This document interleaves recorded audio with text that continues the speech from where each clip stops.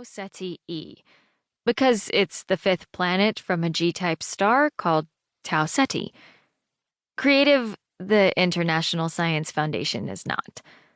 But despite its less than poetic name, Tau is kind of perfect. Scratch that. It isn't kind of anything.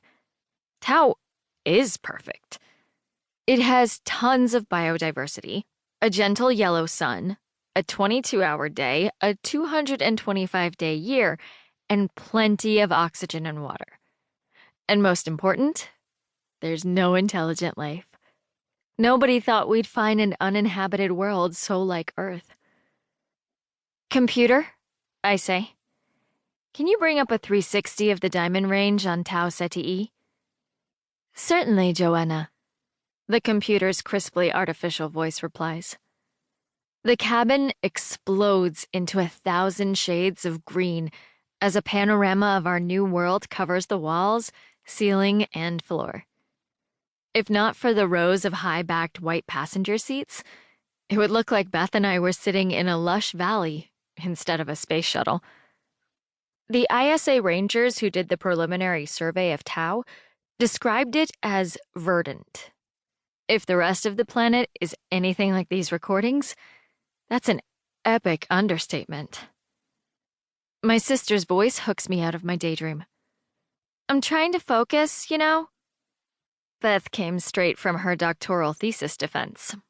She's still all dressed up, but she's been dissecting her long French braid as she works, so her muddy red hair is a hurricane. Beth's advisors at MIT didn't think she could finish before we left. She ignored them, of course. Beth has more than her fair share of the Watson family cockiness, but she just completed a PhD in biological engineering at 19. So I guess she's earned it. How can you be working? I fire back without changing the display. Today of all days. How can you be so emotionally compromised by a transition we've been anticipating since before you were born?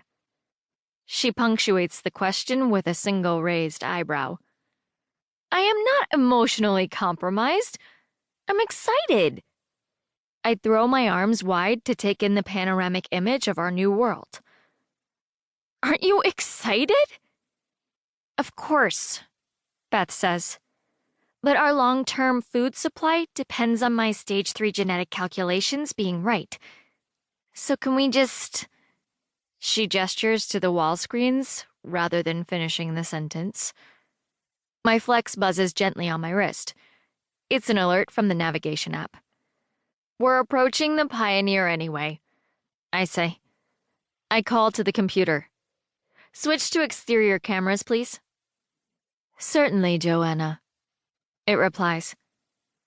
The wall screens flicker from the rich tapestry of green to the view from the wagon's exterior cameras.